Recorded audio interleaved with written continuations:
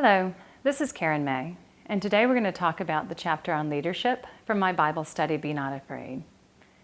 Now, we're comfortable with leadership in most areas of our lives, but when it comes to faith, the concept of leadership is really pretty intimidating for most people. I'd like to share with you some of my experience in developing my leadership in the area of faith. So it started when I first got married. My husband was an atheist, and I had been raised Catholic my entire life. And he had lots and lots of questions and lots of challenges to my faith that he wanted answers for. And he wouldn't ask anybody else. And I hadn't had to ask those questions, so I didn't know the answers. So I was highly motivated to find them. So I found the people who knew them. I found the books that helped explain them. I did Bible studies. And as I answered his questions, I realized that not only was I helping his faith to develop, but I was helping my own.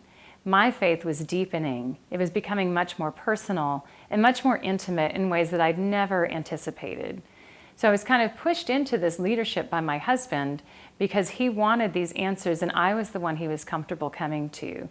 I didn't want it to begin with, but as I dove into it and as I explored it, I found that my faith became much more incredible. I had so much more grace in my life, and that I never anticipated. And eventually, my faith deepened in such a way that I realized that I wasn't answering my husband's questions because I wanted him to stop asking me questions, which was how I started.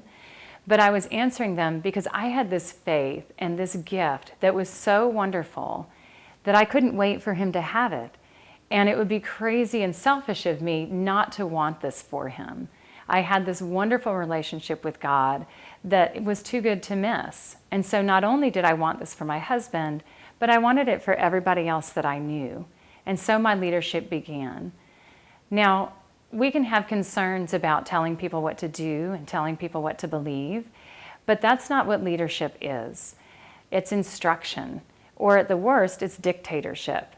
And leadership really is coming at a whole different angle than instruction. It's coming from an angle of creating desire. It's coming from an angle of inspiration. And so if we live our lives in ways that inspire people or that make them desire what we have, that make them look at us and say, why does that person have that joy? How does that person have that strength? Then they're drawn to us and they will ask. And that is the natural leadership that we are called to by God. And that is the kind of leadership that I would encourage you to develop. Develop your faith. Answer questions as they're asked. Answer questions as you have them. And then from that, let your leadership flow. As St. Francis tells us, we are to preach the gospel at all times and use words when necessary.